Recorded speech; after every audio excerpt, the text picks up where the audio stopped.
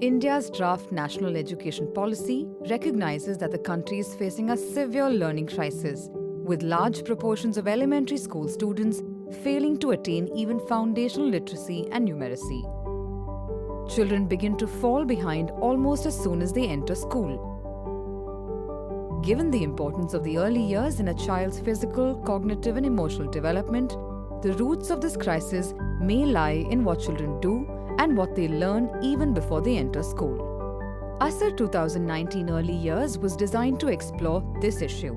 Conducted in 26 districts across 24 states in India, ASER 2019 covered a total of 1,514 villages, 30,425 households, and 36,930 children in the age group of 4 to 8. Sample children's enrollment status in preschool or school was collected. Children did a variety of cognitive, early language and numeracy tasks, and activities to assess children's social and emotional development were also undertaken.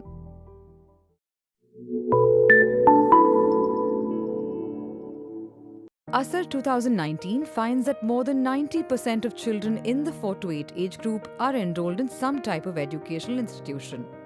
This proportion increases with age. However, young children go to many different kinds of institutions, and children of the same age vary enormously in terms of where they are enrolled. For example, at age 5, 70% are in Anganwadis or pre-primary classes, but 21.6% are already enrolled in Standard 1. At age 6, 32.8% children are in Anganwadis or pre-primary classes, while 46.4% are in Standard 1 and 18.7% are in Standard 2 or higher. Boys and girls have different enrollment patterns even among these young children, with a higher proportion of girls enrolled in government institutions and a higher proportion of boys in private institutions. These differences grow larger as children get older.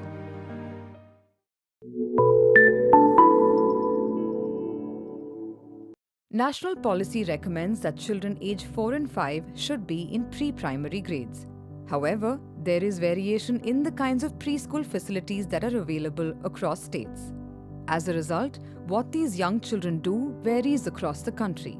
ASER 2019 findings show that from age 4 to age 5, children's ability to do all tasks improves substantially, in line with what child development experts expect and what other studies have found. For example, while 31% of 4-year-olds enrolled in Anganwadis or government pre-primary classes were able to do a 4-piece jigsaw puzzle, 45% of 5-year-olds attending preschool could do so. Children's performance on tasks requiring cognitive skills is strongly related to their ability to do early language and early numeracy tasks. For instance, of the 4-year-olds who could do one or none of the 5 tasks assessing cognitive development, just 8.7% could do a counting task. But among 4-year-olds who could do 2 or 3 of the cognitive tasks, almost 1/3 were able to do this task. And among those who could do at least 4 of these 5 tasks, more than half were able to do so.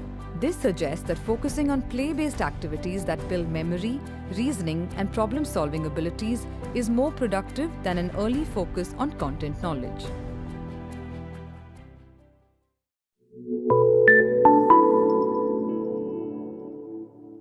Standard 1 is a critical year, the period when children transition into formal schooling with the associated curriculum expectations for formal subject-specific learning. The Right to Education Act 2009 mandates that children should enter Standard 1 at age 6, but ground realities are very different, with large proportions of children younger than 6 already in Standard 1. However, children's age distribution looks very different in government and private schools. As with younger children, children's early language and numeracy abilities improve with age. For example, among all Standard 1 children who are younger than 6, a little over 1/3 were able to read letters or more. But among Standard 1 students who were 6 years old, almost 60% could do so, and this proportion rises further to over 3/4 among those who were 7 or 8 years old. As was seen among the 4 and 5-year-olds, a clear relationship is visible between children's cognitive skills and their ability to do early language and early numeracy tasks in Standard 1.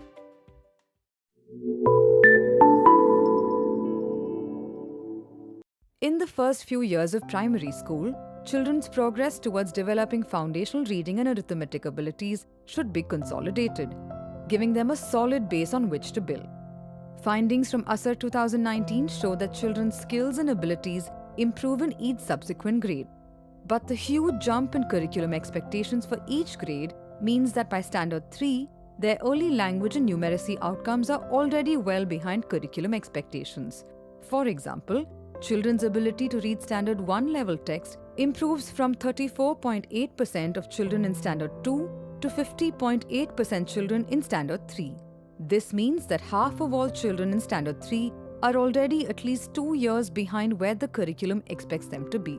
Similarly, 61.3% of students in Standard 2 can recognize two-digit numbers, while 72.2% of students in Standard 3 can do so. But according to NCERT's specifications of learning outcomes, children are expected to be able to recognize numbers up to 99 in Standard 1 itself.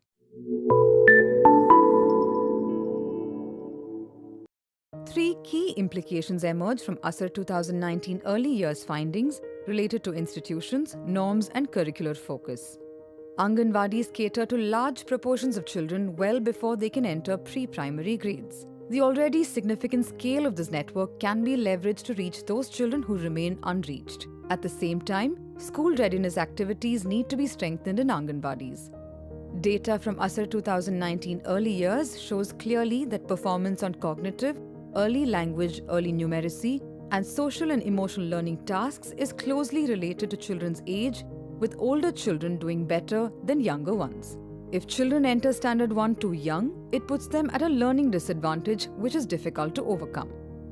ASER 2019 data shows a clear relationship between children's performance on cognitive tasks and measures of early language and early numeracy, suggesting that a focus on activities that strengthen cognitive skills rather than subject learning in the early years may generate substantial benefits in terms of children's future learning. The entire age band from 4 to 8 needs to be seen as a continuum, and curriculum progression across grades and schooling stages designed accordingly.